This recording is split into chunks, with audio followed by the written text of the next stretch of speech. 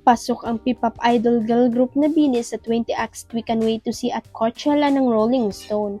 Mula sa mahigit 135 acts na mag-perform sa Coachella 2026 ay isa ang BINI sa inaabangang performance ng Rolling Stone. Nasa rank number 15 ang nation's girl group. Blink twice if you're ready for Benny. On Friday, the 8-piece girl group will make history as the first Filipino group to perform at the festival.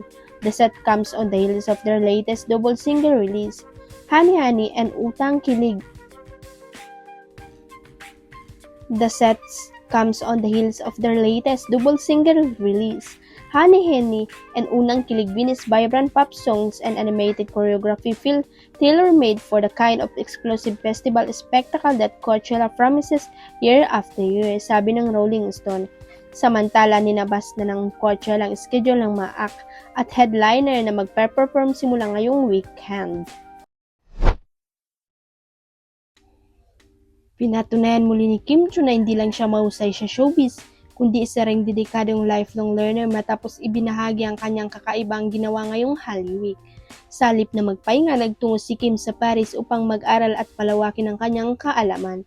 Sa isang episode ng It's Showtime, ikwinento ng tinagurang Chinita Princess ang kanyang naging break. This series is about learning and improving, growing ganyan, hindi naman tumigil kung ano lang ang nalaman natin sa buhay, ani Kim. Ayon sa aktres, kumuha siya ng mga kurso na may kinalaman sa negosyo at marketing bilang paghahanda sa kanyang future plans. Marami akong pinag-aralan syempre para sa future for marketing purposes. House of Little Bunny Philippines, dagdag pa niya. Ang nasabing negosyo ay personal na venture ni Kim na nais pa niyang mas palaguin gamit ang mga bagong kaalaman na kanyang natututunan dahil dito agad siyang pinuri ng kanyang mga co-host at ng studio audience kabilang sina Vong Navarro at Ami Perez na nagpayag ng paghanga sa kanyang determinasyon.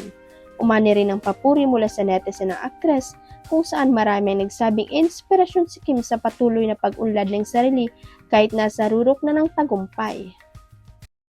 Huwag kalimutan ang subscribe button at i-ring ang notification bell para sa latest chika updates.